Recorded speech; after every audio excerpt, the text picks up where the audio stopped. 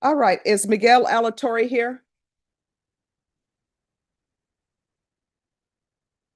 Jose Calderon? We're pressing Josh. All right, We approached. yes. I spoke to the. Oh, and I'm sorry, you're on this side and your client is here.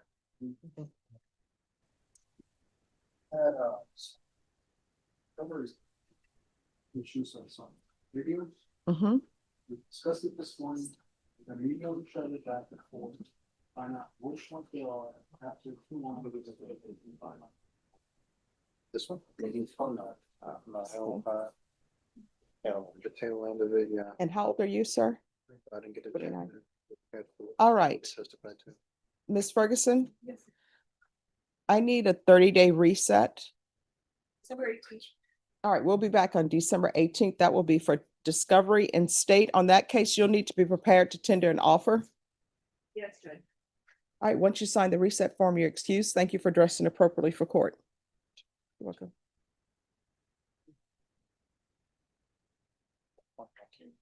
Yes, when he gets here. Who is it? I'll let you. Yes, I did. And the middle name is Zulika. Yes. Let me check just 1 second. Because sometimes Odyssey gets things a little bit off.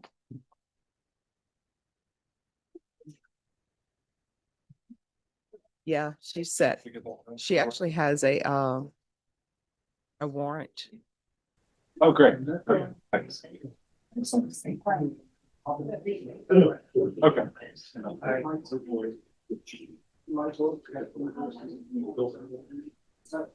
Issue there. Mhm. Which has it's a real old thing, it's got the same things, it sounds like complete things. What happened is, after that, one of the meetings. Issue, I should pick up another case. That's what they do. What happened?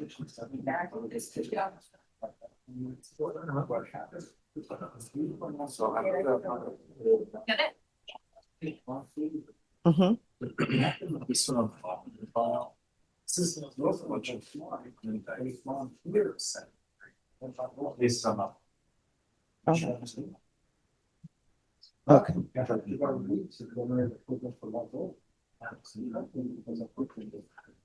All right, so she's in custody in Live Oak. Norma, Yes. on page 3, Juliana Guzman, she's in custody in Live Oak.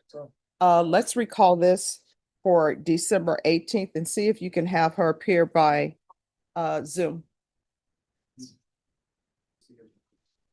Okay, so on this case, if you make sure that you have the discovery from the state and see if they can tender an offer. Yes, my understanding, she's in custody. Yeah, if you can find out if they will do Zoom there. Oh. And if they don't, then we'll need to bench warrant her here. All right, what is the issue with the competency? Well, he's scheduled December 17th in the magistrate court for I think it was an update on that, but you wanted just to bring us back to check on the status of it. His competency eval, I think, was scheduled for November 7th. And so I haven't received a report yet. I just checked with court and clerk's office and Norma, and they don't have a report either. So I would assume it's still pending. Just 1 second, let me look at something.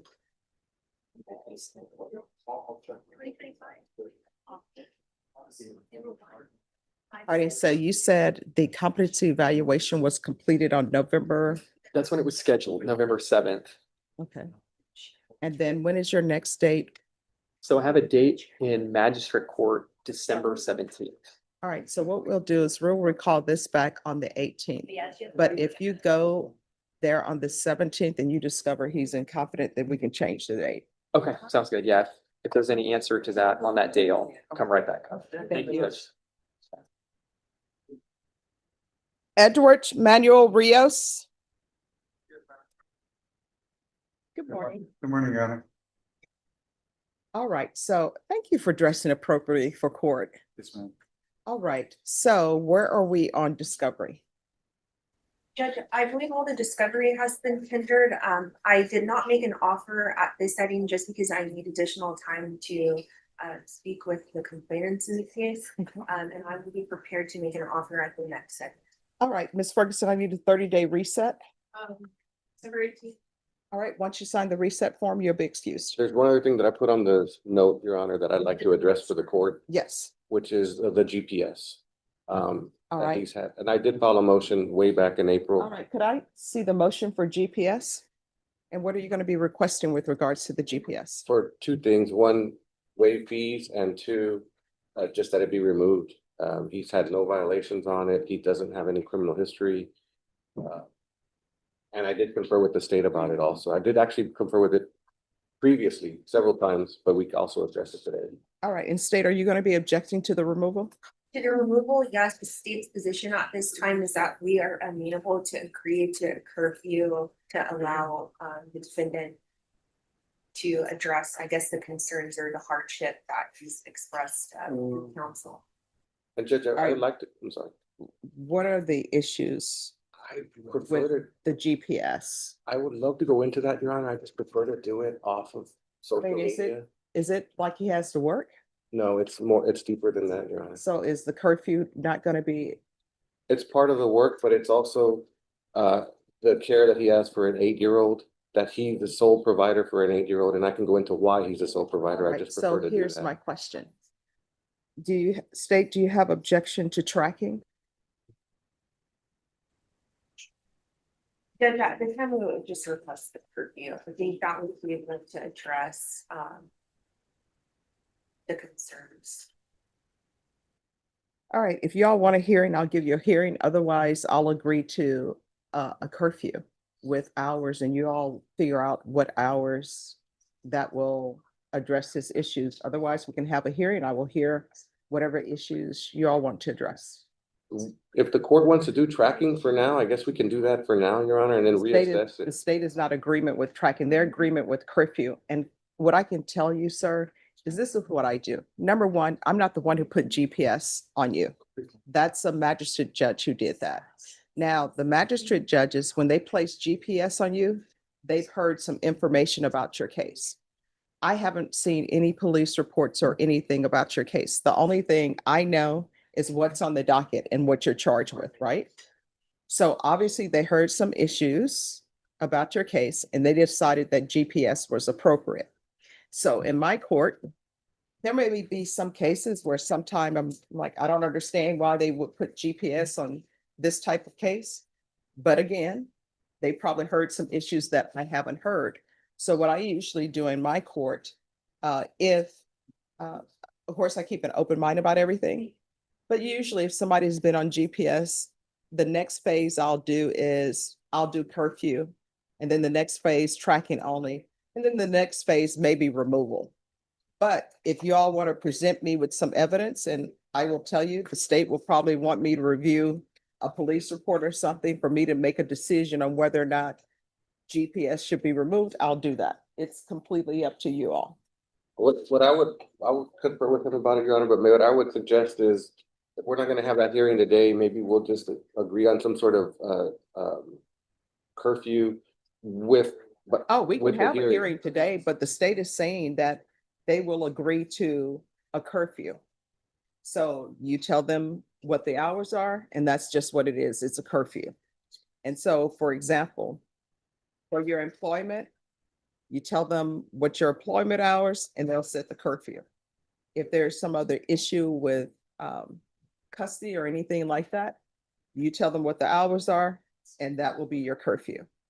And what I can tell you in this court, anytime there is a violation of pretrial services, the conditions you have with pretrial, normally that will come to me.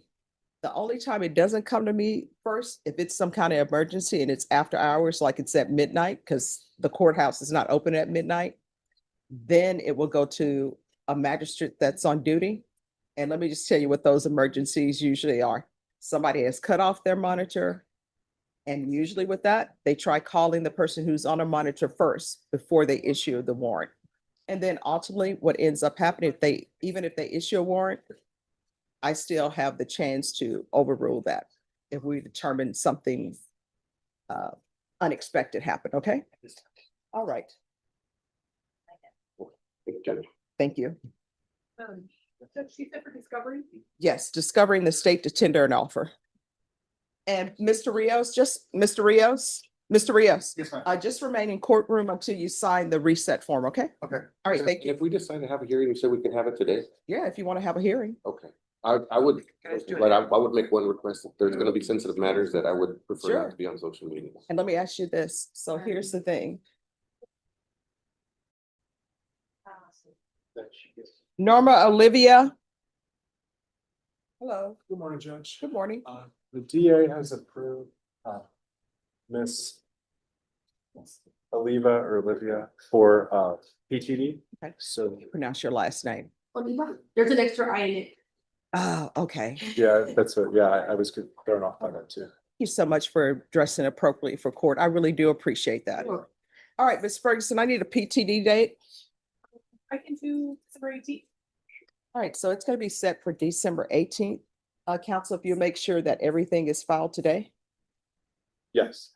All right, once you sign the reset form, you are excused. Thank you. Make sure you follow through on everything that they're asking of you, okay? Yes. Thank you. David Crenshaw. And there's two attorneys on this. All righty. Morning, Judge. Morning. Judge, Mr. Crenshaw has two attorneys. Oh, Mr. Crenshaw, come down. I was appointed to a evading with a prior. It's a Mhm. felony. But Mr. Crenshaw also has several second-degre felonies that are Yes. slightly more recent and were appointed to Mr. Garcia. That are awaiting indictment. Okay. So I confer with the cases in totality. I don't know how the court wants us to proceed at this point. All right. And do y'all have the evidence or discovery? I have the discovery on my particular case, but not On on mine, this case. we're still investigating, Judge. I think this is something we're gonna have to have a hearing on, either in front of Judge Nakata or here, Okay, a hearing for, suppression oh, on the unindicted matters? of the unindicted matters, yes. Okay. It doesn't matter. Judge, I don't know if it makes more sense to appoint all the cases to Mr. Garcia. He is on the higher cases, as he'll probably drive the bus with regards to plea bargain. Well, I don't know. It depends on what happens to the other cases. And that is true. All right. So you have all the discovery? On the one case, yes. All right. All right. And and the state, you said wasn't prepared to tender an offer? Right now, the files aren't here, but I'm in our system, but one of them is those 4 to 400 and it doesn't reflect the council dollars. All right, Ms. Ferguson, Yes. recall this on February 18th and we'll see where we are. I'm sorry, not February 18th, December 18th. Yes. And we'll see where we are in all matters. All right, thank you. Do you have any questions about anything? All right, thank you. Thank you. She has a discovery. Just put it as a status because he has new outstanding cases. And what I can tell you all, that 4 to 400 gram case, if they don't have their labs ready, your case will continue to move on. And I don't, you may want to ask the state if they can expedite that. All right, thank you. Okay, thank you. Thank you, Judge. You're welcome. He'll come see you. Be there. Serenity Avalos. All right. Good morning, Judge. I spoke with her yesterday. Mhm. She knew about being here today. She's not responding to Okay. my texts, either phone numbers. So, but I just learned this morning, she does have a warrant out of County Court 8 on a misdemeanor theft. Okay. All right, the court is calling 2025 CR 013231 State versus Serenity Avalos. Can I have parties announce? Those are for the state. Alma Benavides for the defense. All right, this hearing was scheduled at 9 a.m. It is now 10:49 a.m. The defendant has failed to answer docket. Deputy Laura, did you make an announcement? Yes, Your Honor, I did. She's not out there. All right, defense, have you had any contact? Your Honor, I had contact with her yesterday, but not today. All right, state. And we'd be requesting a bond for her at this time. All right, the court will issue a judge's warrant, remand your client without bond. All right, thank you. Thank you, Judge. It was Alanis, correct? Are you ready on Alanis? All right, today is plea deadline date, It is, Your Honor. and is an agreement been reached or no? No, there has not, Judge. All right, how long do y'all expect this trial to last? 3 days.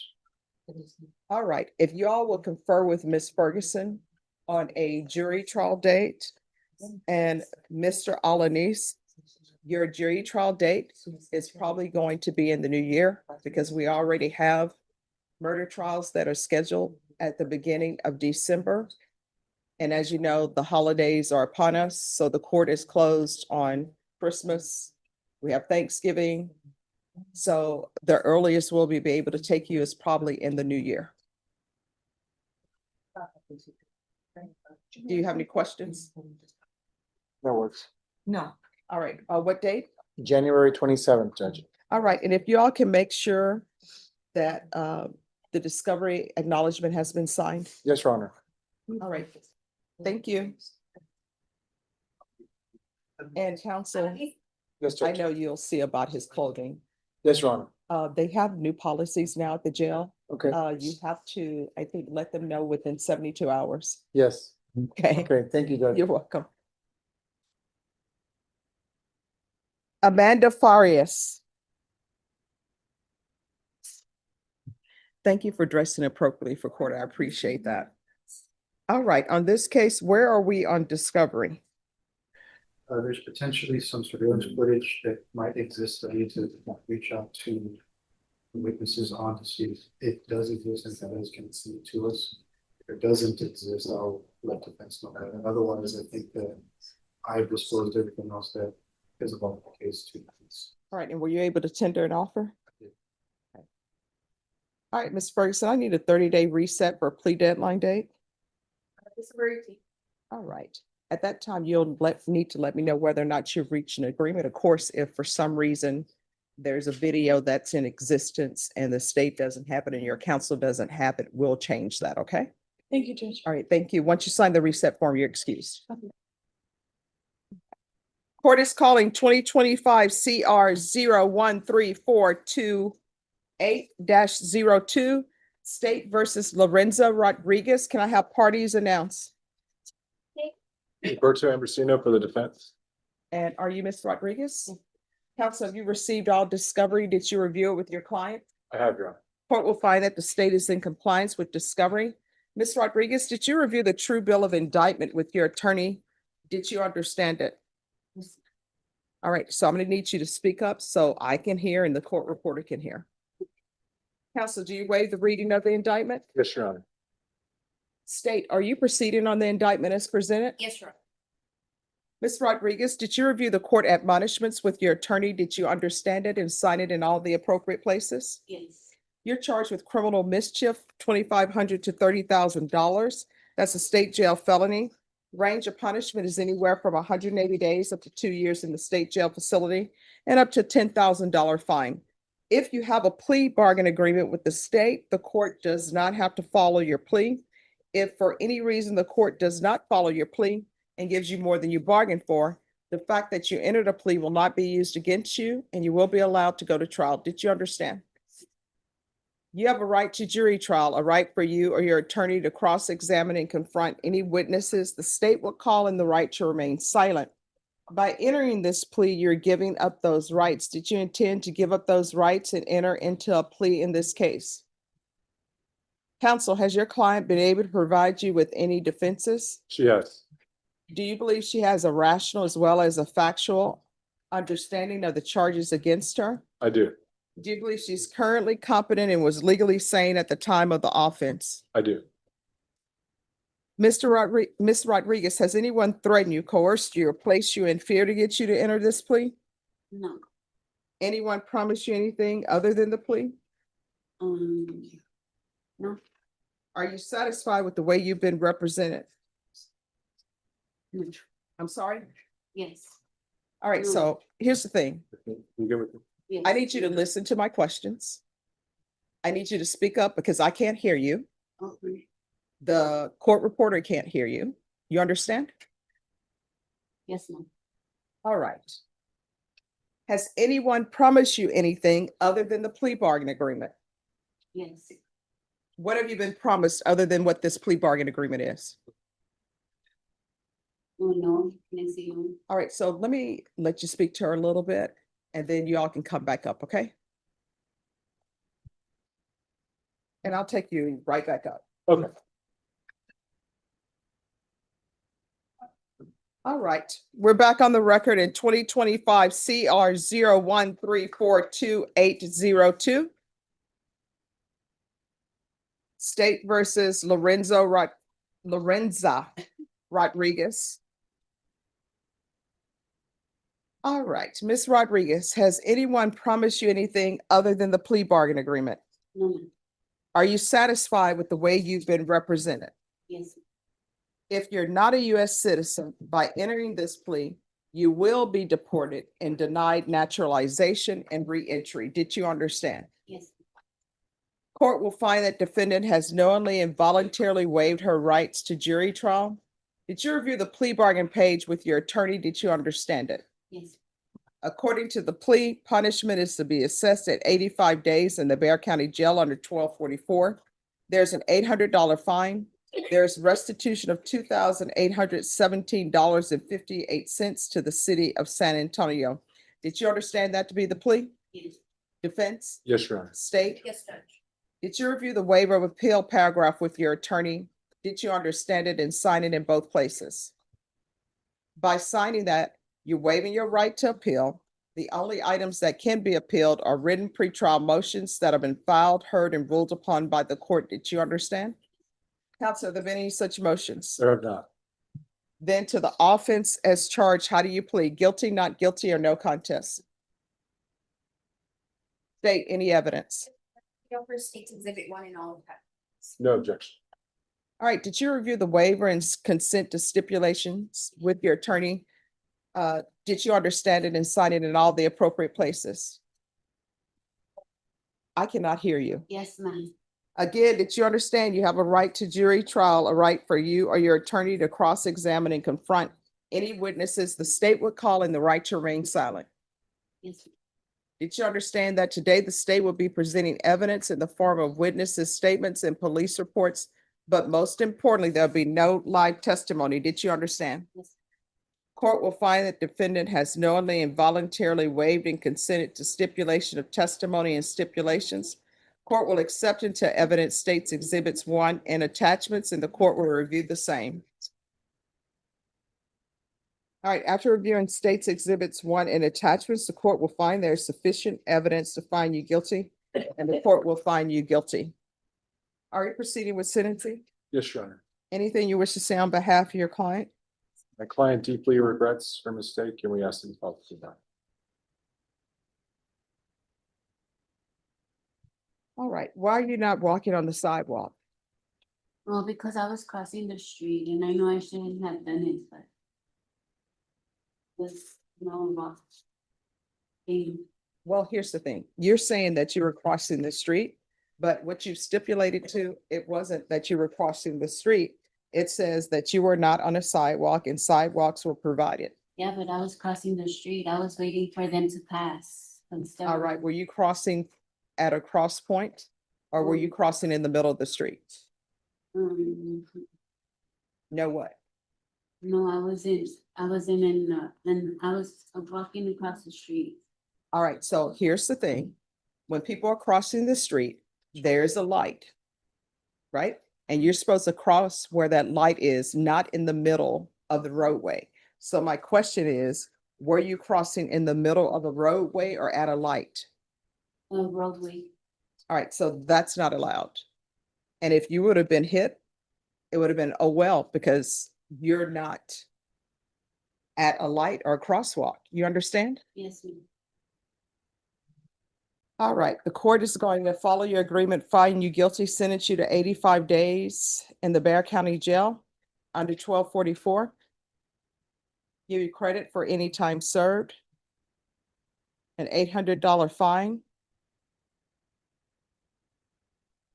Time and money will run concurrently. There's to be restitution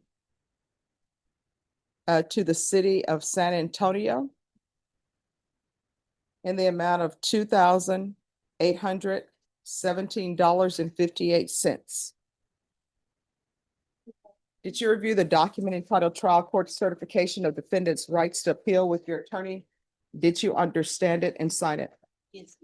Because this is a plea bargain agreement, because I followed your plea bargain agreement, and because you waive your right to appeal, you do not have the court's permission to appeal. Because this is a felony conviction, you're not allowed to own or possess any weapons or ammunition. If you have a question over what that is, you'll need to speak to an attorney. Do you understand? Yes. All right, make better decisions, okay? Yes, ma'am. All right, good luck to you. Okay, thank you. You're welcome. Thank you. Your Honor. All right, the court is calling 2021 CR 7257A, State versus Savannah Page Gutierrez. Could I have parties announced for the record for the state? Defense? Good morning, Your Honor. Mary Peterzak for the defense. We're ready to proceed. All right, and are you Savannah Page Gutierrez? Did you review the document entitled Motion to Enter Adjudication of Guilt and Revoke Community Supervision with your attorney? Did you understand it? Yes. Are you the same Savannah Page Gutierrez who was placed on deferred adjudication in 2021 CR 7257A for the offense of burglary of a habitation on December 2nd, 2021 for a period of 4 years? Is that you? All right, state. Sure. All right, state. Violation of condition number 2 on or about the 19th day of June 2025 in Missouri County, Texas, the defendant Savannah Page Gutierrez did then and there fail to submit to the drug testing as directed by the court officer, supervision officer, and or duly authorized agent of the court in violation of condition number 2. How do you plead to that? True or not true? Sure.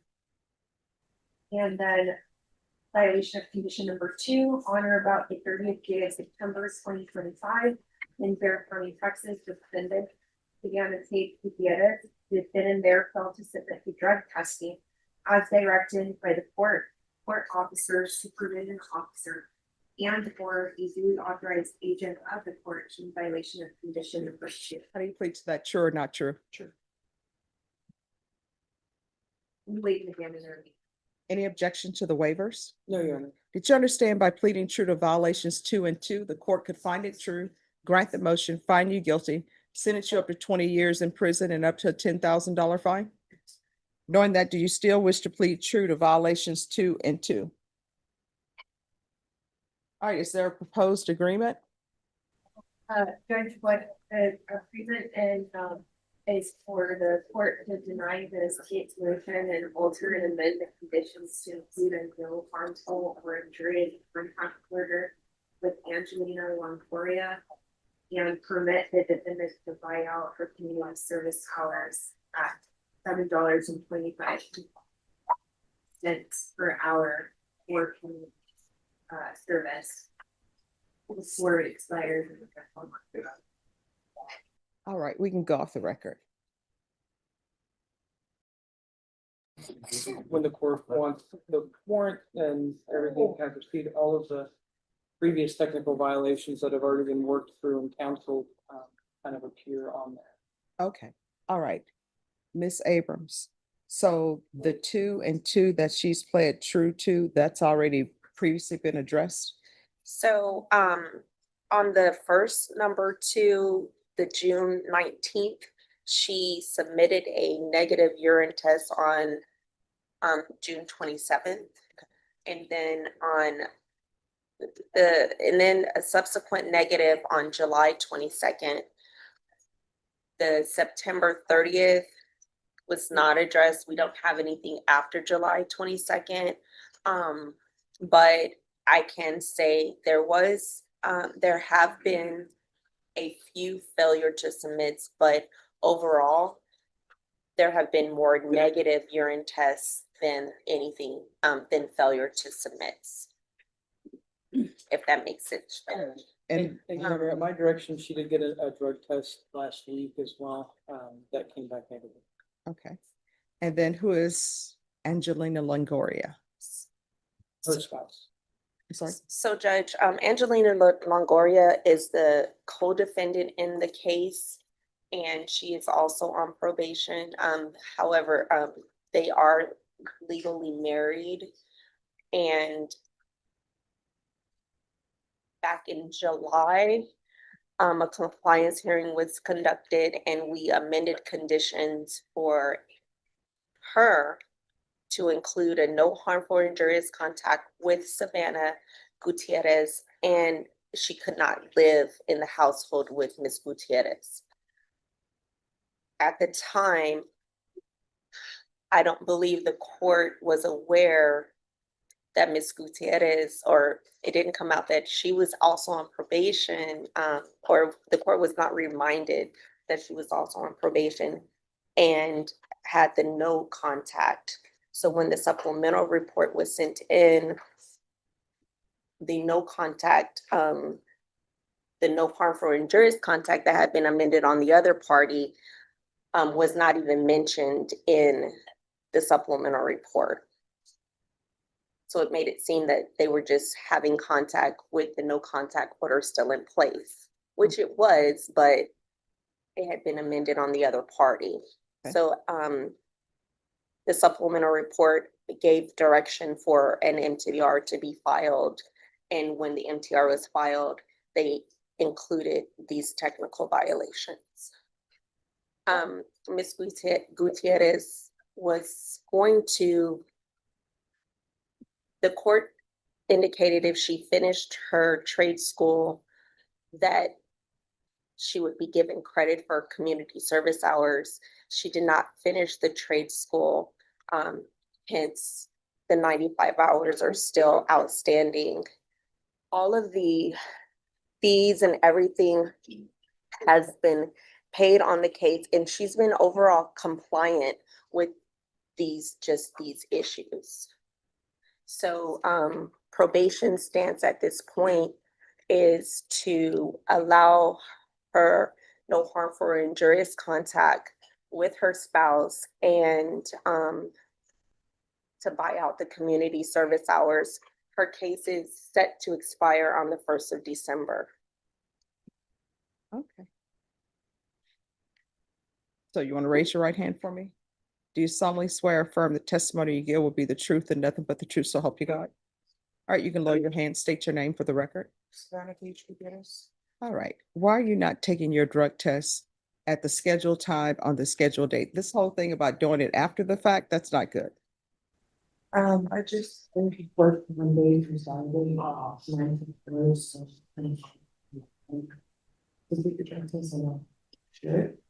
right, so why, did you pick up the phone and tell your probation officer that? Probation, has she been telling them that she works? Judge, one moment, I can look. Judge, I don't have, a quick way to look at that. If you would like Mr. Marino to zoom in, I can have him zoom in, Judge. No, that's fine. Oh, no, he doesn't have to zoom in. All right, so here's the thing. In this court, communication is key. That's the only way you're going to successfully complete probation. I tell people all the time, if there's an issue, you need to let your officer know about it. If you feel they're not addressing it, you come to me and we address it. You understand? All right, this is what the court will do. The court will follow your agreement to deny the motion. Alternate man conditions. I'm going to extend her for 2 months. Those 2 months, you had better make every UA and do everything. You understand? And probation, she can do the UA or she can do the patch. It seems like she may be able to afford the patch. There is to be no harmful or injurious contact with Angelina Longoria. You're gonna have to complete those remaining 5 hours of community service restitution, or you can pay it off at $7.25 per hour. Usually I say make a donation to the food bank because usually the food bank, they're always low on items for people. So if she wants to make a donation to the food bank that equals the $7.25 per hour, she can do that. All right, is there anything else? Probation? Judge, as far as the UAs are concerned, with the extension of 2 months, typically we just do monthly. Are you asking for just monthly? Yes, or she can do the patch.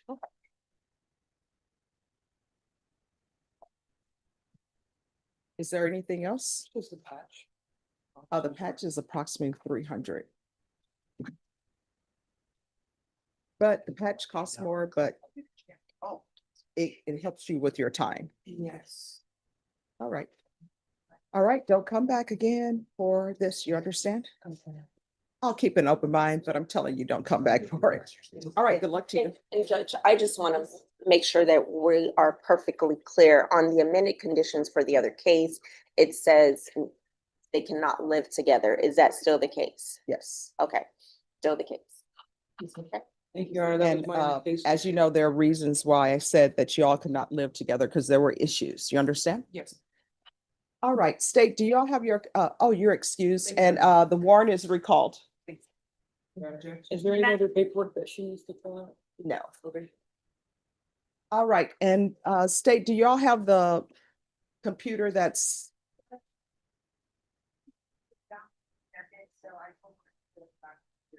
Okay, all right, thank you. Anyone else ready? Yes, ma'am. Page 11, read down, largest.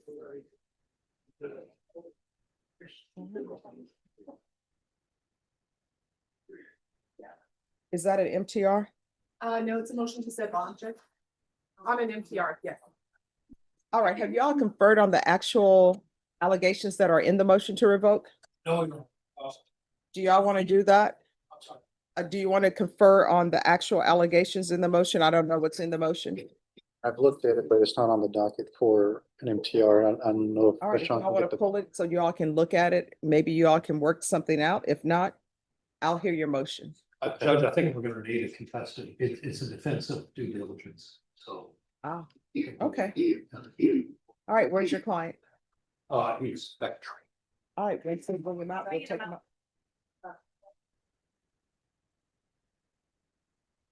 All right, the court is calling 2019 CR 8713 State versus Jonathan Vargas. Mr. Vargas, if you'll come down. Could I have parties announced for the record? Attorney for the state of Texas. John Paul, Your Honor, on behalf of Mr. Vargas. And are you Mr. Vargas? Yes, ma'am. All right, defense has filed a motion to set bond. The defendant is on deferred adjudication. He is entitled to a bond. Of course, there are exceptions to that. So have you all agreed on a bond amount or no? We have not. The state has made a recommendation of 20,000, Judge. I would like the court to take into consideration that Mr. Vargas has been on basically 2 years probation for 6 years. And that he has now turned himself in voluntarily, surrendered himself. He wants to get this thing behind him. So he's certainly going to show up for court. I just think 20,000 might be a bit excessive. All right, so he's probation for 4 years because he was on probation for 2 years, extended for a total of 2. Yes, sure. All right, so you want to call somebody to present evidence on the bond that is appropriate? Your Honor, I'd be happy to call my client. All right, Mr. Vargas, can you raise your right hand? Do you solemnly swear or affirm the testimony you give will be the truth and nothing but the truth, so help you God? Yes, Your Honor. All right, you can lower your hand, state your name for the record. Jonathan Vargas. All right, defense, you may proceed. Mr. Vargas, are you married? No. And do you have a child? Yes, I have 6. I'm sorry, I have 6 children. 6 children. And is the mother of one of those children, do you live with her?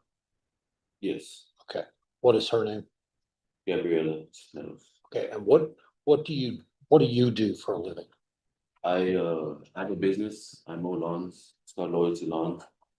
And take care of my child, Elias, Okay, and Julian. Well, okay, and then what does his mother do for a living? she works for CVS. I don't know the right term she does, but she works. She works for CVS. I don't know the right term. Okay. CVS Yeah, CVS pharmacy. Pharmacy. Yeah. Okay, and does what kind of resources do y'all have in terms of money? Um, she works with CVS. I got loans. My family helps me out. If I ask them for help. Okay, But I'm always looking for ways to make money for my family. okay, Yeah. but in terms of like right now, do y'all have any savings? Not- Do you have a vehicle? Yeah, Is it paid off? Does how many vehicles do y'all have? just one. Just one between the two. Yes, And then you also take care of your child, correct? yes, Are you, That's- when she goes to work, are you the full-time yeah. caregiver for that child? And I'm sorry, do you have any other resources financially besides her, I guess your income from mowing lawns is kind of Yes. sporadic, is that right? Yes, it is. Okay. Correct. And then her full-time income is, she works full-time for CVS. Yes. And besides those, how much does she make? Month, I would say. About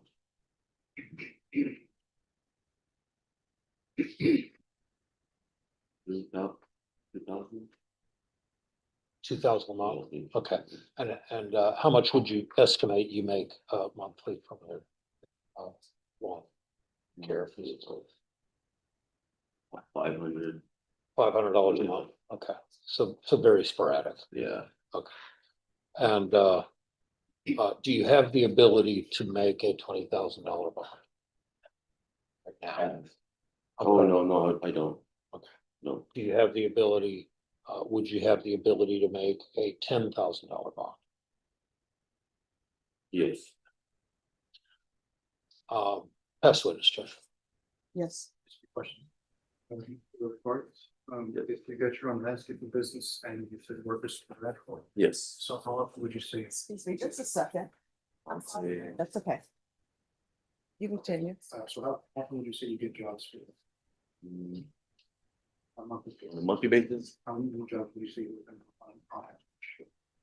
6. 6 months? Yes, Okay. You said you're getting 6 children, right? yes. Are they all with the same mother? No, How many, I guess, mothers are? I have there for your 6 5 children? mothers and 6 children. 5 5 mothers? yes. Okay, do all 6 children reside with them? Sorry. No, they don't. Only 2. 2. And Yes, where are the other 4 reside? with their mother. Two. With their mother. Yeah, they have different mothers. So each mother has a, I guess. Yes. Okay, thanks. Uh-huh. And, okay, your wife worked at CVS? Mhm. Is she a pharmacist or is she just like a cashier? No, she works on the computer. She don't do neither of those. I guess she does like data. Okay, you said she makes 2,000 a month? Yes, Okay. You said you got family support, correct? Other than your wife, correct. who in your family would be able to help support you financially? Let's say my grandmother, my mother, my stepdad, my mother-in-law, my father-in-law. And your in-law? Yes, I have a really good family support. Mm. Does your grandmother work? Yes, Where's she from? she's actually in this room. She's what? She's actually in this Oh, I understand what came to me. room. She's just a little. She works for a doctor. She works at, I don't quite know the name, but she works for a doctor. She like She's a medical assistant, yes. Okay, and what about your mother? What does she do for? She, Or is she employed? yes, she is. Where is she?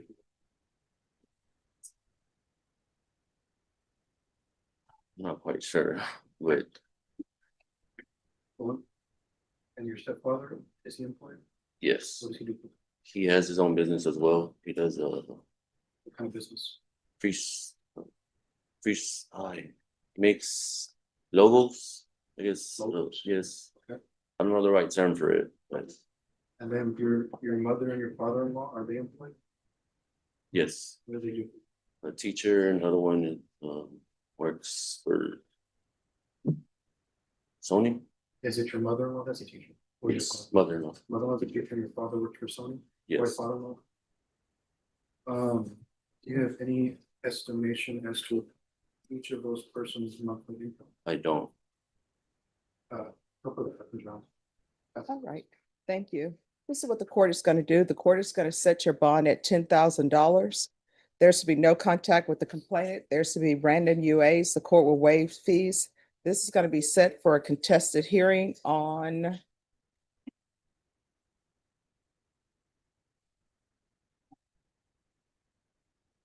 December 9th. And Judge, All right, has he been on have you been on GPS? No, ma'am. All right, what is the purpose of GPS? Given the fact that the warrant was 2 years old and it took him 2 years to address well, Judge, it took the state 2 years to address that, and that's, I think, what we'll take up at the actual contested hearing, but it's the state's duty to go out. He wasn't hiding from them. He wasn't actively hiding. They just didn't exercise due diligence.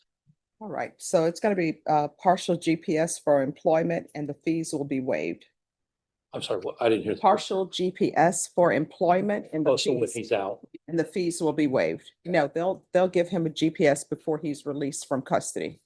But his employment is like landscaping, so it's. Yes, Very- he's allowed to do that. Okay. And All then, right. Judge, I also wanted to ask, on the Yes. no contact order, that's his. The Doesn't victim. he in already cases- have a no contact order with the complainant? No. He lives with her. All right, so we need to check that, but your contested hearing is going to be for December 9th. If I can get a reset form for December 9th for a contested hearing, please. Thank you, Judge. All right, step aside. They'll see if there's a no contact order that's in place. Okay. If there's not a no contact order, then there will not be a no contact order now unless there's some information that is presented to the court that there should be. All Thank right, you. thank you. Thank you. Christopher Mendez. Court is calling 2025 CR 014524 State versus Christopher Mendez. Can I have parties announced for the record for the state? Defense, Christian Newman on behalf of Mr. Mendez. and where's Mr. Mendez? Please come. Are you Mr. Mendez? Counsel, have you received all discovery? Did you review it with your client? Yes, Your Honor. Court will find that the state is in compliance with discovery. Mr. Mendez, did you review what's entitled waiver of indictment, reading of information and rights under Article 1.051 and 26.03 of the Code of Criminal Procedure? Yes. With your attorney? Did you understand it and sign it? Yes, ma'am. All right, do you have a right to have a grand jury indict this case and make a decision on whether or not there's sufficient evidence to hold you over for trial? You also have a right for your attorney to have 2 days pass once they're presented with the information and 10 days to prepare for trial. Did you understand? By entering this plea, you're giving up those rights. Did you intend to give up those rights and enter into a plea in this case? Court will find that the defendant has knowingly and voluntarily waived indictment, reading of information and rights under Article 1.051 and 26.03 of the Code of Criminal Procedure. Did you review the information with your attorney? Did you understand it? Yes, ma'am. Counsel, do you waive the reading of the information? We do, Your Honor. State you're proceeding on the information as presented. Yes, sir. Mr. Mendez, did you review the court admonishments with your attorney? Did you understand it and sign it in all the appropriate places? Yes. You're charged with unlawful possession of a firearm by a felon. That's the 3rd-degree felony. The range of punishment is anywhere from 2 to 10 years in the prison. and up to $10,000 fine. If you have a plea with the state, the court does not have to follow your plea. If for any reason the court does not follow your plea and gives you more than you bargained for, the fact that you entered a plea will not be used against you and you will be allowed to withdraw your plea. Did you understand? Yes, ma'am. You have a right to jury trial, a right for you or your attorney to cross-examine and confront any witnesses the state would call, and the right to remain silent. By entering that plea, you're giving up those rights. Did you intend to give up those rights and enter into a plea in this case? Yes, ma'am. Counsel, has your client been able to provide you with any defenses? Yes. Do you believe he has a rational as well as a factual understanding of the charges against him? I do, Your Honor. Do you believe he's currently competent and was legally sane at the time of the offense? Yes, Your Honor. Mr. Mendez, has anyone threatened you, coerced you, or placed you in fear to get you to enter the plea? No. Anyone promised you anything other than the plea? No. Are you satisfied with the way you've been represented? Yes. If you're not a U.S. citizen, by entering this plea, you will be deported, denied naturalization, and re-entry. Did you understand? Yes, ma'am. Court will find that defendant has knowingly and voluntarily waived his right to jury trial. Did you review the plea bargain page with your attorney? Did you understand it? Yes, ma'am. According to the plea, punishment is to be assessed at 5 years in the prison. There's a $2,000 fine, no applications. This will run concurrent with 2020 CR 2487. State will take in consideration 2025 PF 37392, 37393, 37395. Did you understand that to be your plea? Yes, ma'am. Defense, is that the plea? It is, Your Honor. State, is that the plea? Yes, sir. Did you review the waiver of appeal paragraph with your attorney? Did you understand it and sign it in all the appropriate places? Yes, ma'am. Did you understand by signing that you're waiving your right to appeal? The only items that can be appealed are written pretrial motions that have been filed, heard, and ruled upon by the court. Did you understand? Yes, ma'am. Counsel, have there been any such motions? Not in this case, Your Honor. Then to the offenses filed, how do you plead? Guilty, not guilty, or no concept test? Guilty, ma'am. State any evidence? It offers states one. Any objections? No objection, Your Honor. Did you review the waiver and stipulations with your attorney? Did you understand it and sign it in all the appropriate places? Yes, ma'am. Again, did you understand you have a right to jury trial, a right for you or your attorney to cross-examine and confront any witnesses the state would call, and the right to remain silent? Yes, ma'am. Did you understand that today the state will be presenting evidence in the form of witnesses' statements and police reports, but most importantly, there will be no live testimony? Did you understand? Yes, ma'am.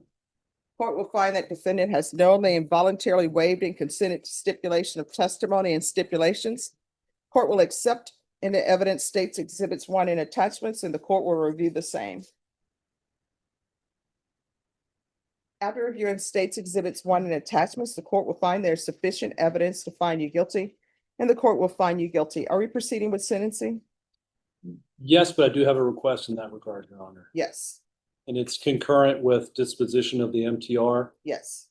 As the court is no doubt aware, the last legislative session amended the Code of Criminal Procedure, Articles 27.20, Yes, concerning the necessity for confinement upon plea of guilty or no contest. yes, I've submitted written briefing to the court that I filed just yesterday afternoon in support of the request for allowing self-surrender of Mr. Mendez.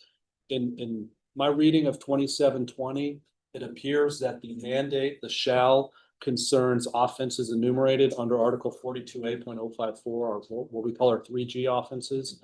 Mr. Mendez's probation, as well as the new case that he's pleading to today, are non-3G offenses.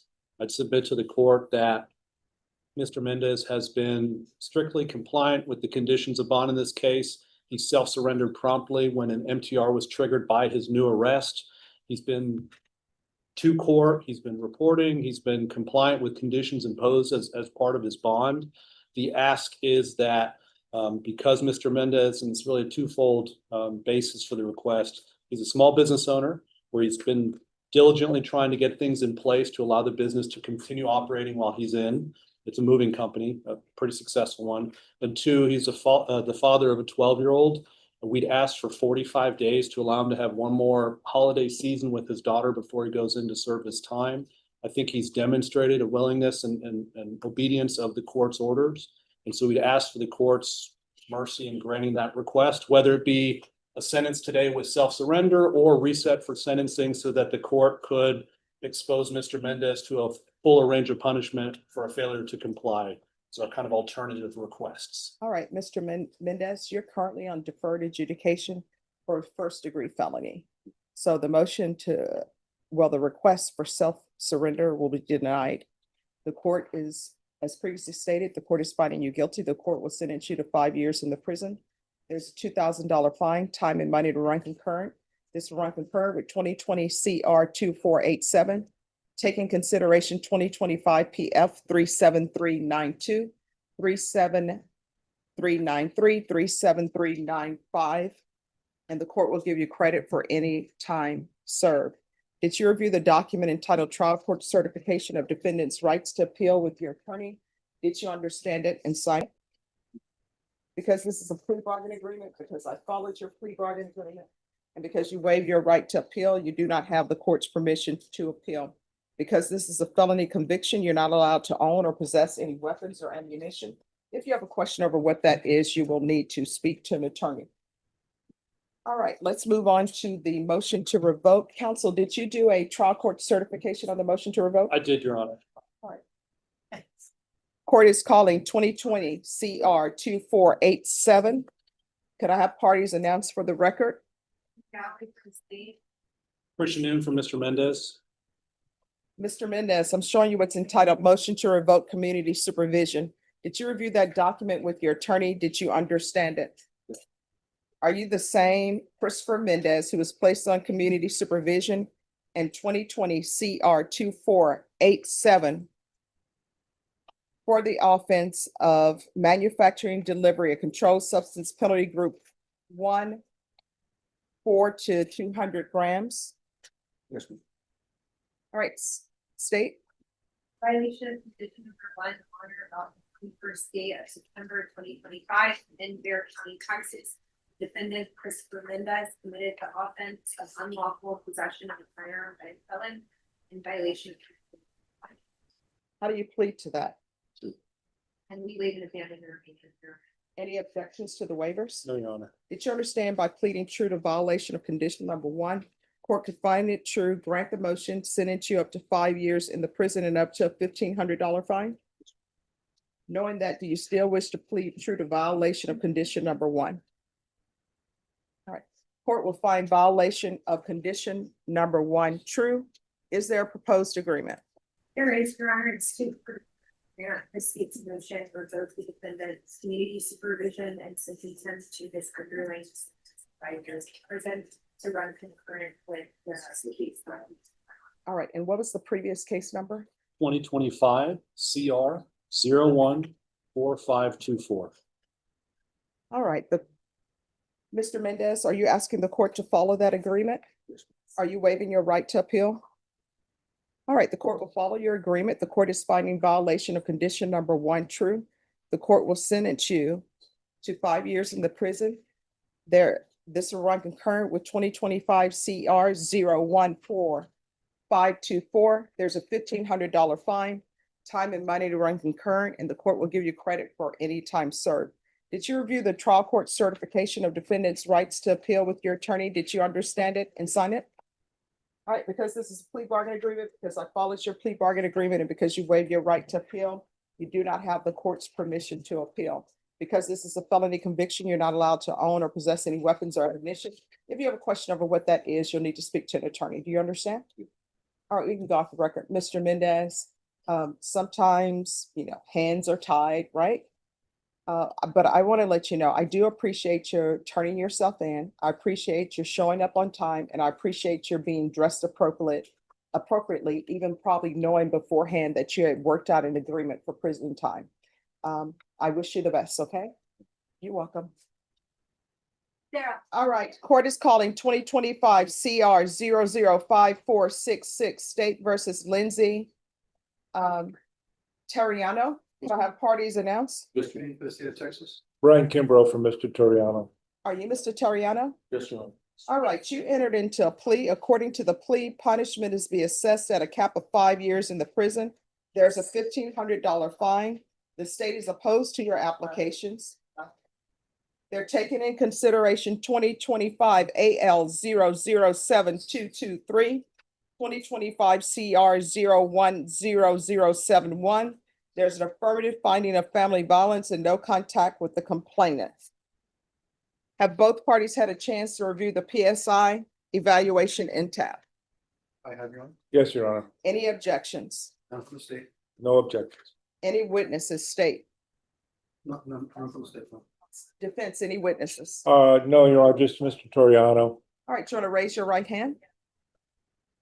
Do you solemnly swear or affirm the testimony you give will be the truth and nothing but the truth, so help you God? Yes, sir. All right, you can lower your hand, state your name for the record. Lindsay Toriano? All right, you may proceed. Thank you. Mr. Toriano, we talked before, you came up here today, correct? Yes, sir. Earlier today. Yes, sir. Okay. And I discussed, the pre-sentence report and everything that was in it, correct? Yes, sir. Now, in terms of the events, do you accept responsibility for what happened? Yes, sir. Was it your fault? Yes, sir. Yes, you, have been on probation in the past, correct? Yes, yes, sir. A number of times. Yes, sir. And have you completed all of your probation successfully? Yes, sir. I think you had one prior felony probation that you were on, correct? Yes, sir. And you completed that. Yes, sir. And your misdemeanor probations, you also completed those, correct? Yes, sir. Have you ever been to prison? Never been in prison, sir. Okay. Were you employed, at the time of this, event? Yes, And how long had you been employed? 8 years. And, do you believe that you could get a job if you were placed on community supervision Yes, sir. fairly quickly? Yes, sir. Is it your, habit to keep employment for a long time or a short time? For a long time, sir. Okay. Now you have, family support, correct? Yes, sir. My 87-year-old grandma, she's here. Okay. And I'm uncle also. And so your grandmother and your uncle are here in court today in support of you, correct? Yes, sir. And your grandmother is 90, correct? 87. She's 90. Just spoke to her. She's 90 years old and she's here today. Yes, sir. And your mother, was not able to attend, is that correct? That's correct. Because she's in California. That is correct. But you have a good relationship with her. Yes. So, you have a lot of support. Do you tell the judge why you think you could succeed on probation? I can succeed because I want to be there for my grandmother and my family, and I just want to move forward with my life and continue my career as a network technician. So, I apologize for anything that's caused and apologize to everybody, and I love everybody. Do you have any substance abuse problems, No. drug problems, alcohol problems? No. Okay.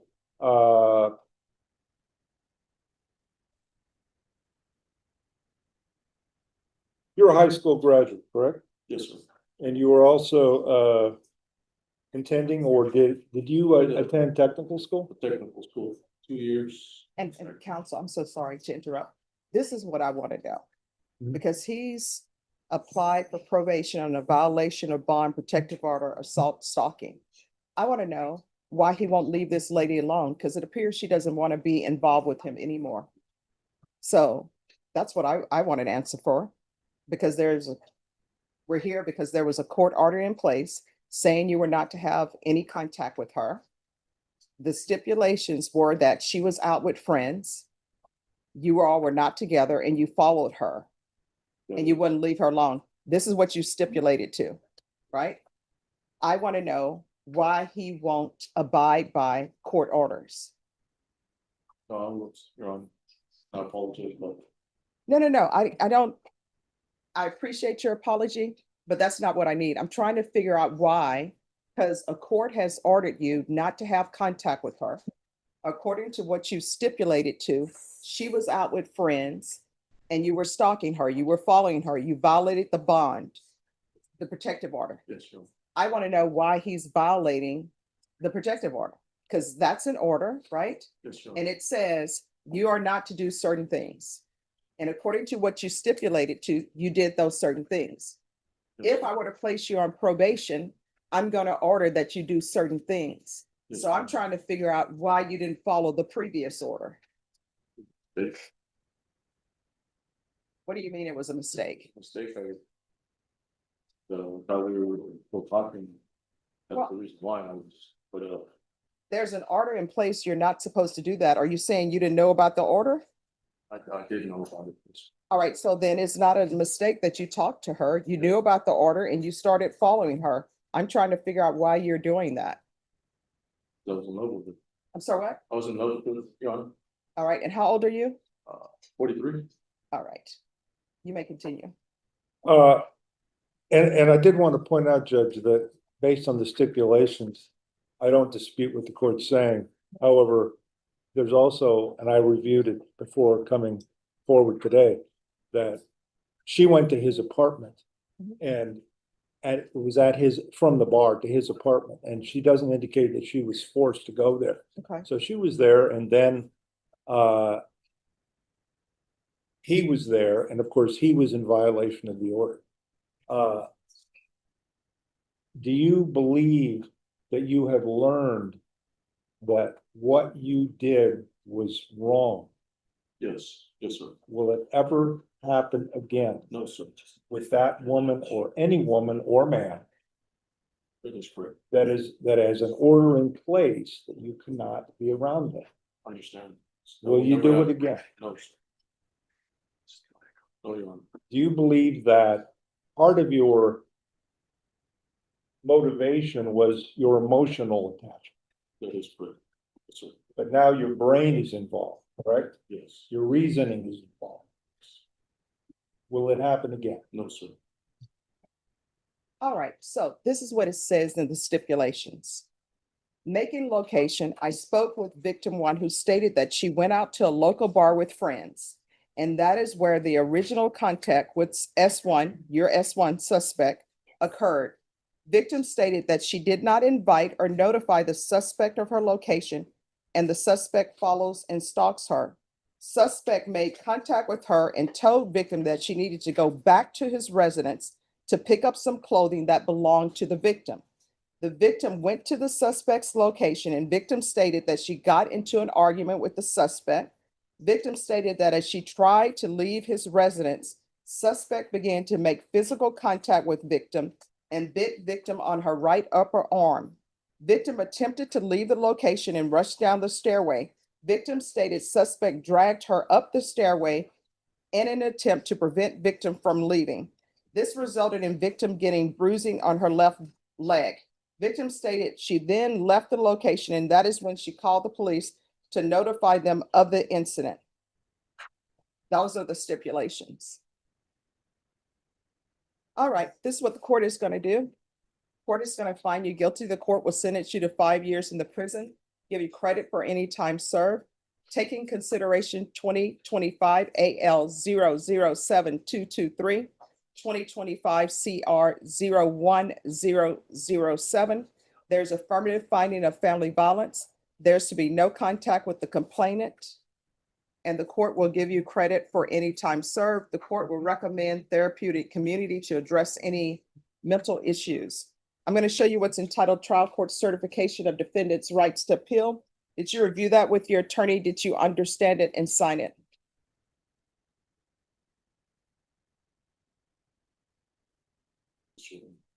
All right, because this is plea bargain agreement, because I followed your plea bargain agreement, and because you waived your right to appeal, you do not have the court's permission to appeal. Because this is a felony conviction and an affirmative finding of family violence, you're not allowed to own or possess any weapons or ammunition. If you have a question over what that is, you'll need to speak to an attorney. Do you understand? All right, so we are off the record. What I can tell you is the complainant no longer wants to be in a relationship with you. When you're released, if you have any items of hers, drop them off at the police station, wherever it may be. You I understand? move on with my mom. So Okay. I just want to go to California. All right, good luck to you. And counsel, if you remain, state will give you the dismissals. Oh, Thank you. Triano? Court is calling 2025 CR 013212 State versus Joe Anthony Garcia. Can I have parties announced? For the state? Defense? Denny Callahan defense. Are you Mr. Garcia? Yes, ma'am. Counsel, you received all discovery. Did you review it with your client? Yes, Your Honor. Court will find that the state is in compliance with discovery. Mr. Garcia, did you review the application for deferred adjudication or community supervision with your attorney? Did you understand it and sign it? Yes, Your Honor. Did you review the true bill of indictment with your attorney? Did you understand it? Yes, Your Honor. Counsel, do you waive the reading of the indictment? Yes, Your Honor. I'm sorry, can I have that back, counsel, the trial court? State, are you proceeding on the indictment as presented? Yes, Your Honor. Mr. Garcia, did you review the court admonishments with your attorney? Did you understand it and sign it in all the appropriate places? Yes, ma'am. You're charged with burglary of a habitation. That's a second-degree felony. The range of punishment is anywhere from 2 to 20 years in prison and up to a $10,000 fine. If you have a plea with the state, court does not have to follow your plea. If for any reason the court does not follow your plea and gives you more than you bargained for, the fact that you entered a plea will not be used against you and you will be allowed to withdraw your plea. Did you understand? Yes, Your Honor. You have a right to jury trial, a right for you or your attorney to cross-examine and confront any witnesses the state would call in, the right to remain silent. By entering this plea, you're giving up those rights. Did you intend to give up those rights and enter into a plea in this case? Did you understand if the court were to grant your application for deferred adjudication, if for any reason your deferred adjudication were revoked, the court could find you guilty and sentence you up to 20 years in prison and up to a $10,000 fine? Counsel, has your client been able to provide you with any defenses? Yes, Your Honor. Do you believe he has a rational as well as a factual understanding of the charges against him? I do, Your Honor. Do you believe he's currently competent and was legally sane at the time of the offense? Do, Your Honor. Mr. Garcia, has anyone threatened you, coerced you, or placed you in fear to get you to enter this plea? No, Your Honor. Anyone promise you anything other than the plea? No, Your Honor. Deputy Moore.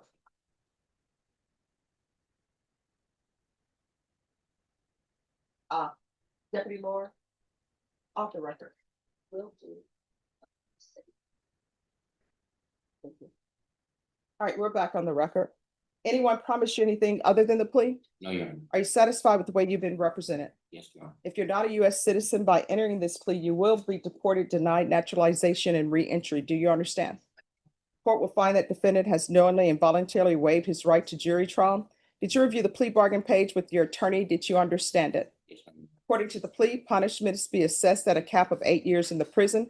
There's a $2,000 fine. State is silent on your application. Did you understand that to be the plea?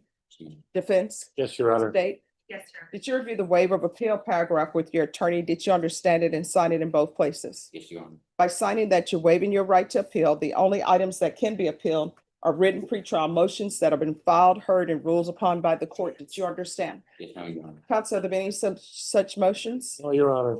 Outside the agreement, the state is recommending that you have no contact with the complainant. Did you understand that was a recommendation from the state and the court does not have to follow that recommendation?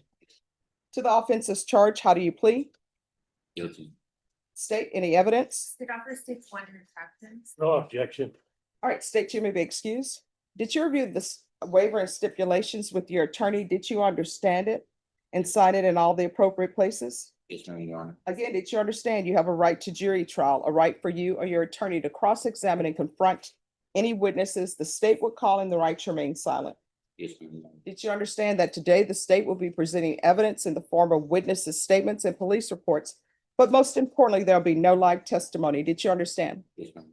Court will find that defendant has knowingly and voluntarily waived and consented to stipulation of testimony and stipulations. Court will accept into evidence states exhibits 1 and attachments, and the court will review the same. After reviewing states exhibits 1 and attachments, the court will find there is sufficient evidence to find you guilty.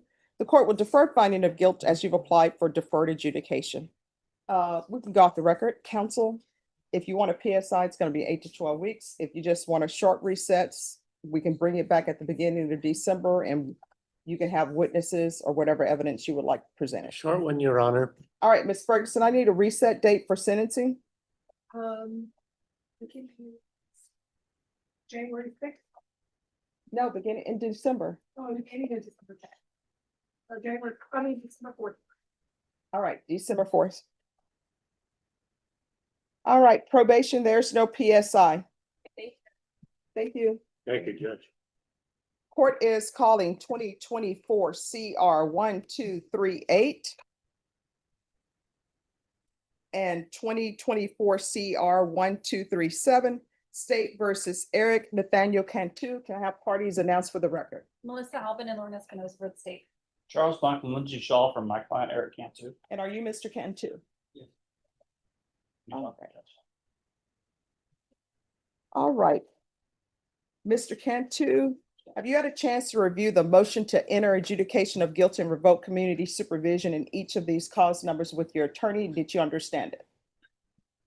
All right. In each of the cause numbers, are you the same Eric Cantu, who was placed on deferred adjudication in cause number 2024 CR 1238 for the offense of evading arrest detention with a vehicle on September 9th, 2024 for a period of 7 years? Is that you? All right, state. Your Honor, we are going to proceed on the only allegation named in the MPR. All right, would you like to read it into the record? I will, Your Honor. I'm just trying to find a copy of it. On or about the 28th day of September 2024 in Bexar County, Texas, the defendant Eric Cantu committed the offense of assault in violation of condition number 1. To that offense, how do you plead? True or not true?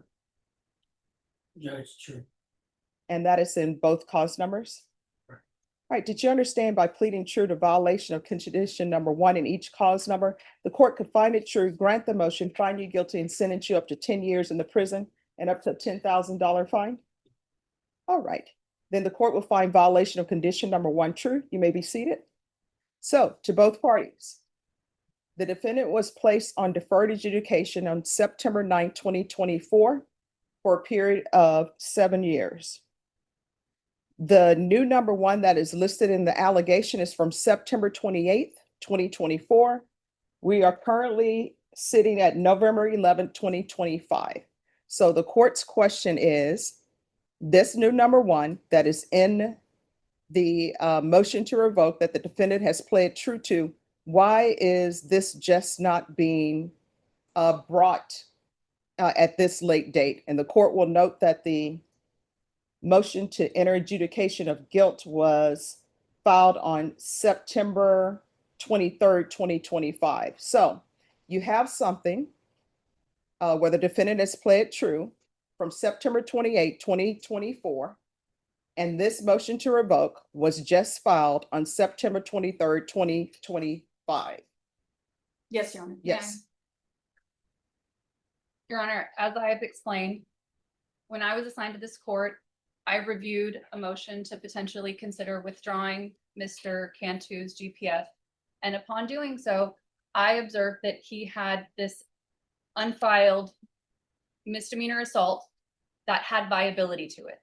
I can't explain why the case sat for as long as it did. I just know that as an at-large filing, a lot of times those cases don't get looked at as quickly as arrest cases or people who are sitting in jail. So when I looked at it and I saw that there was viability to it and a cooperative complainant with legitimate injuries, it was not something that I could just ignore. So therefore, upon reviewing the case and talking with the misdemeanor prosecutor, it was decided that the case should be filed and it had to be addressed. It could not just be ignored. It had to be addressed because it did occur after he was placed on probation. Respectfully, if we had known about this and had the opportunity to evaluate it and understand the allegations coming from the complainant in regards to what Mr. Cantu has just pled true to, if we had an opportunity to understand all of that earlier on, we would have recommended revocation earlier on. And I apologize that it took this long for it to happen. I understand that that is not ideal, but with a victim who had legitimate injuries and legitimate trauma from what happened, it was not something that we could just ignore and say, oh, it's been so long, so it shouldn't be addressed. He violated his probation 2 weeks after he was placed on probation by violently assaulting a young woman. And here's the problem. The problem is that he has been on deferred adjudication for over a year, and there's this file that's just sitting upstairs. So how many at-large cases that are, and I'm assuming this was a family violence case? It's not, Your Honor. Oh, it's not? No. So how many cases are just sitting up there, haven't been indicted, and nothing has been done with them? Your Honor, I don't know. I wish I could tell you. I don't know. I know that the subject of the backlog has been a regular subject of discussion.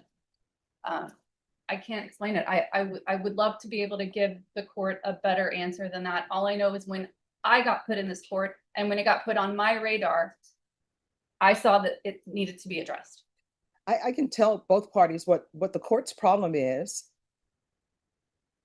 Whoever radar it was put on, when it was put on, the court's problem is that this case was only recently filed in September of 2025, and he's been on probation since September 2024, and nobody does anything with regards to this case that's just floating out there. Your Honor, what I can say, and I'm not saying that it's going to make everything okay, but what I can say is that, as the court is aware, he was placed on probation in early September of 2024. The offense date for what he's just pled true to is September 28th of 2024. He picked up his very first MTR in October of 2024, which was only a month after having been placed on probation. But our office didn't know about these allegations because they weren't even filed with our office until December 18th of 2024. So when that first MTR was filed and disposed of in December, on December 4th of 2024, we still didn't know that this case existed. So the MTR got disposed of, he got sent to ISF. And then once he is sentenced on his MTR and the MTR is no longer pending, we have no reason to look him up and see what else is going on until he is set on our court date or in court for us. And since the misdemeanor case was an at-large filing, he never got a court date on it. So we were never notified that he had a new case. And if we don't know he has a new case, then we aren't going to be looking him up to see what's going on with him because he's already been sentenced on the MTR. And that part has already been closed out. But this was sitting in your office, you say, since December 2024? There was the JN was requested by the police department December 18th of 2024.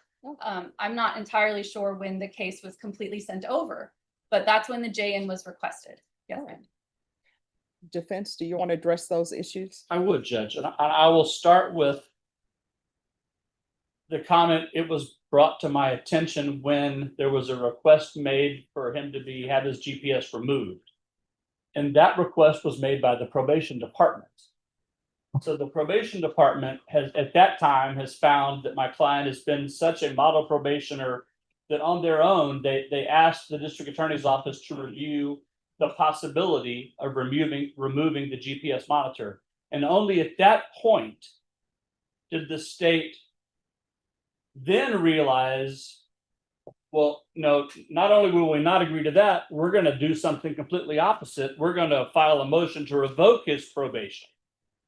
And based on a case that was filed with the district attorney's office, according to the charge and disposition report, December the 18th of 2024. So for the district attorney's office to say, hey, it's not our fault because nobody told us, it's their own office. So what you have is a young man who was placed on probation September of 2024. Has pled true to this offense that happened several weeks after, came before this court in October of 2024, and this court took it upon itself to sanction him, send him to ISF, has had him on the monitor since then. And I think what perhaps the most important, or one of the most important things to consider is how he's done from that point until now. And that's in the court summary, which I certainly hope the court has had a chance to review. I don't review court summaries until there are no objections. Any objections to the court reviewing the court summary? No, Your Honor. And do you have a copy or may I approach and tender a copy to the Uh, board? usually it's emailed to me, but as I said, I don't look at any of this until both parties have no objection. So let me see my email. All right, you may proceed. I certainly think anytime the court is considering a motion or revoke probation, the court should always look to the person that knows the probationer best. And in this particular situation, that would be the probation department, who has, at the direction of this court, made upwards of 11 home visits, monitored him closely, and has made a recommendation to continue, and has justified their recommendation with what I would consider a lengthy justification based on behavior that has shown him to be an individual that, when he was before the court in October on the MTR, took the court's words to heart, went to the ISF. When he was at the ISF, was a model performer there, came out and has learned and performed, frankly, magnificently on probation. So not only do you look at how long ago this was and the fact that the state, for whatever reason, chose not to file the MTR on their own, and then also look at, well, probation, knowing what the new number one is, because clearly they do, but more than Ms. Albin, the probation department knows Mr. Cantu. Knowing what the allegation is, it's still their recommendation to continue him on probation. And they justify this based on his behavior and his performance with the probation department. And I certainly think the court is aware that if probation had a concern about his ability to perform, or a concern about his ability to be a good probationer, they would voice it and you would see it in this report. But to the contrary, this might be the most glowing court summary I've seen in quite a while for someone. And I think that's certainly something I hope the court will consider. So I'm certainly concerned that there's this belief that, well, it was filed in December, but nobody told me, so I didn't do anything about it. Well, they're the same office. So, and I guess we should assume that if the probation department had not on their own asked to have the GPS removed, we wouldn't be here, because the left hand is not telling the right hand what's going on. She certainly wouldn't have on her own looked up who Eric Cantu was, and we wouldn't be here at all. We're only here because he was doing so well. They asked her to consider taking the monitor off. That's the only reason we even got here. And if Ms. Albin is concerned that he needs to be prosecuted for this assault, that case is pending. In a misdemeanor court, it's a misdemeanor offense. He has a court date coming up, and he will face prosecution and is facing prosecution on that case. But to ask this court to revoke him for something that happened right after he was placed on probation, and more importantly, before he had the chance to prove to the probation, and more importantly to this honorable court, how he took this court's instructions and concerns to heart, and has proven to the court that he did listen to you that day in October when he was here in 2024. And it's indicative from the report.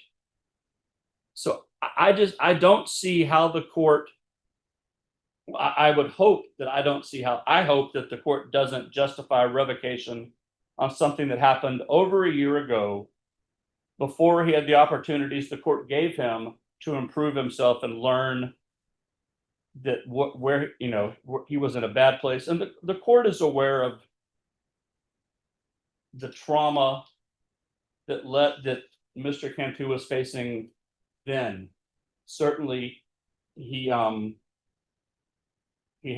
was the victim of a terrible, terrible situation at the hands of San Antonio Police Department. And I think, I know that the court talked to him about that on that day. they spoke about you and he spoke about it frankly, as I recall. And he took those words to heart. And I think that this justification by the probation department tells the court that he did listen and he is taking probation very seriously. And I just don't believe that it's right for the court at this time to consider revocation for something that the only reason is what we just didn't know it was there, when we know from the charge and disposition report, this thing was filed with the district attorney's office December 18th of 2024. That's not when the JM was requested, that's when the C&D was filed. So their office had it. And just, it's unfortunate. I mean, it's just not, I don't think that's the way things should happen. I disagree with Ms. Allen that there was not an opportunity prior to September the 28th of 2025 for anybody to do something, 22nd of 2025. So I'm asking the court to listen to the individuals who know my client the best regarding his probation, and that would be the probation department. I'd ask you to follow their recommendations, continue to monitor.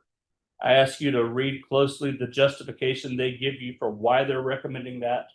And I'd ask you to deny the state's motion to revoke. Thank you. Thank you. May I respond to him? Just a moment. So this is what I want both parties to know. The defendant was placed on deferred adjudication. He came to the court on a motion to revoke. With regards to the motion to revoke, both the state and the defense at that time and probation asked the court not to revoke. They asked the court to deny and alter an amend and give certain conditions. Whenever I set conditions, I'm setting those conditions, hopefully so someone will turn their life around, hopefully so one will succeed. Some people always say my conditions are too many, but I provide people with conditions that are supposed to make them think about the reasons they're here, internalize it, and do better. Now, what I'm looking at, since that motion to revoke has been filed, that the court sentenced him to ISF, he successfully completed it. The court keeps him on GPS, so he's still on GPS. I ordered that he complete parenting class. According to the court summary, he completed that. There was a request for him to take the aggressive driving course. He completed that. The court has placed an order that he's not to drive. I haven't received any information since that first motion to revoke that he is driving. The court ordered him to provide proof of employment, and as both parties know, that's normally no employment as a home healthcare provider or with minors. And based upon what I'm seeing here, he has completed that. And probation is recommending that he not be revoked, that he be continued to be monitored. And the fact that I have this case here and another judge just had me, and it's, I should say justice now, Justice Velia Mesa, asked one of her students to send me questions, sort of an interview, and to answer those questions. And the first question was, how do you as a judge deal with cases where there's publicity involved, right? And I wanted to send them a simple answer, but then I'm like, they probably wanted more detail about the judicial canons of ethics and all of that. But for the court, I don't take publicity in any consideration because I'm supposed to be objective. I'm supposed to be fair. I'm supposed to listen to both sides and make a decision on whether or not someone should be revoked or not revoked. So I want both parties to know that I don't consider whether a case is publicized or not. I just listen to whatever is presented to me, and I make a decision based upon the evidence that's presented to me. And with regards to motions to revoke, whether or not I revoke someone after a finding of true, that's really within the court's discretion. And State, my understanding, you wanted to respond? I just wanted to say a few things in response to Sure. what Mr. Bunk said. Mr. Bunk said that probation is basically describing his client as a model probationer, and I don't disagree that they are saying he's been doing well since his first MTR. Yes. But they don't know the extent of what he did to Jamie Lopez. Mhm. Nobody knows the extent of what he did to her except for her and the prosecutors that have been working on it now. And she deserves her justice as well. And so that is, while it is true that he has been doing better, I'm not saying that he hasn't. That doesn't negate what he did. And for Mr. Bunk to say that we wouldn't be here if they didn't put a GPS removal in front of me, we maybe wouldn't have gotten here as fast. But when the misdemeanor case got filed, that generally triggers a motion to revoke. So I think that it's very likely we would have gotten here maybe a little later, because Ms. Lopez is cooperative and does want him held accountable for what he did to her. And let me ask you this. When is the first time that the district attorney's office reached out to the complainant in that case? The first time I saw a note about it was August of 2024. All right, August 2024. Yes, ma'am. And I'm assuming that when the case came to the state, it would have had the complainant's name and the accused name. And nobody did anything. Everybody just let it stay there. And I understand that it's not you. And I want the record to be clear.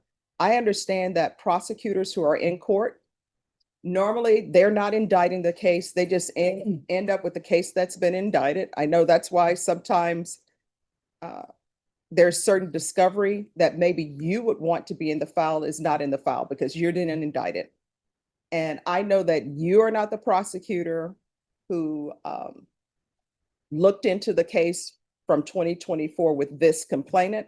I know none of the prosecutors in this court looked into this case with the complainant from 2024.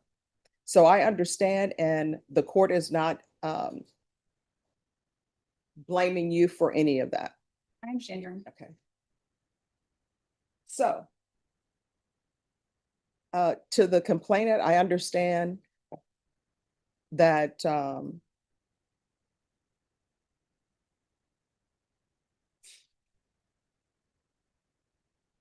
I have to be careful what I say because of the legal rules, right? Sure. And I'm sorry to interrupt, Your Honor. I believe that our victim, Ms. Lopez, has actually stepped outside. Okay. Just so you know. So I understand with regards to the complainant that it would have been great for them and better for them if this case would have been addressed when it happened, anytime in the year of 2024. But that hasn't happened. And I have to look at cases objectively. And objectively, should he receive some sort of punishment in this case for that? Yes. But should it be a revocation? I don't think so. So, Mr. Cantu, sometimes I can give people choices. Sometimes I cannot give them choices. Here are your choices, and you only have two. Don't ask me for a third. Number one, you will be found guilty on these cases because whether or not the state waited so late to file this or not, it should have been filed. You know that. I think your attorneys know that, and the state knows that. So I will find you guilty. I will continue you. You'll continue on your GPS. Do not ask me to remove that GPS. And I will sentence you with an underline of 10 years and place you on probation for 8. Or I will revoke you on both of these cases, run them concurrent, because legally I must run them concurrent, and I will sentence you to 4 years in the prison. Do you want to talk to that with your attorneys? Counsel, you want to speak to him about that? Yes. Yes, We're prepared to take the, what do you say, 10/8? I think that's what you said. yes. That's fine.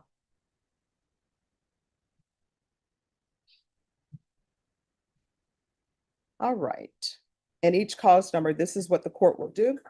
And Mr. Cantu, I want to let you know you're being found guilty because you should receive some form of punishment for that violation.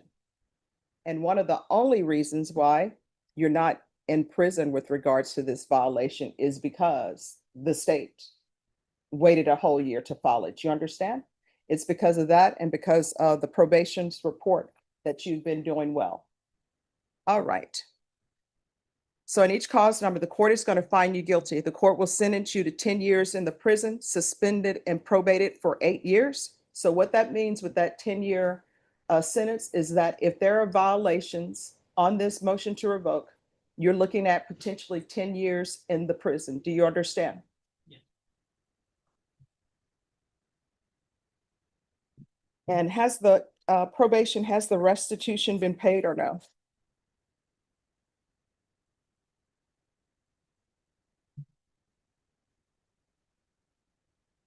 And has the, also has the fine been paid?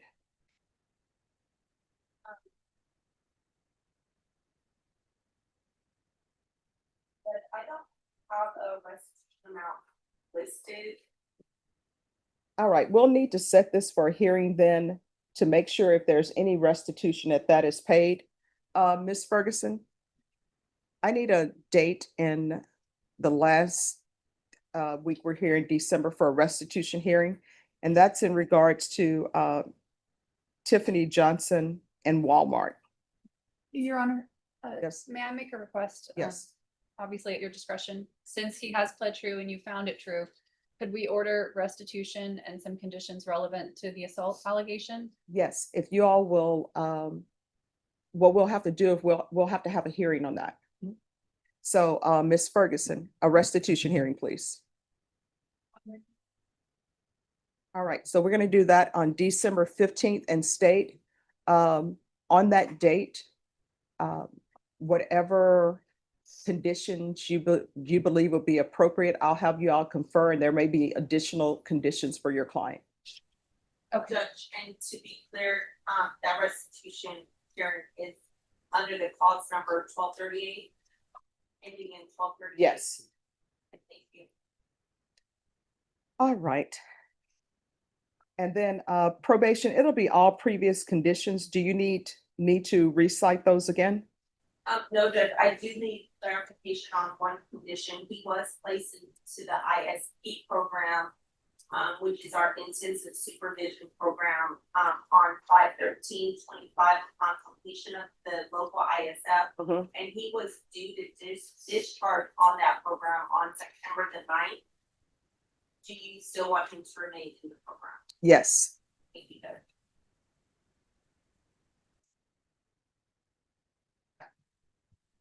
And state, what is the cause number for the misdemeanor? Give me 1 second, Your Honor, I have the file right here. And there's to be no contact with the complainant in that cause number. And the no driving still stands.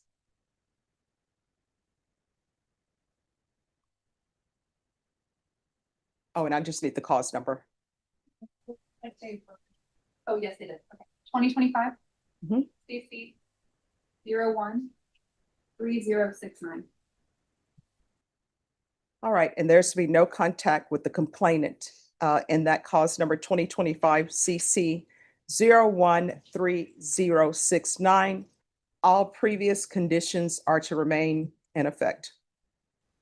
Judge, just so that I'm fully aware, the GPS, I believe it's partial For employment, employment only. yes, And his Medical. medical appointments. yes.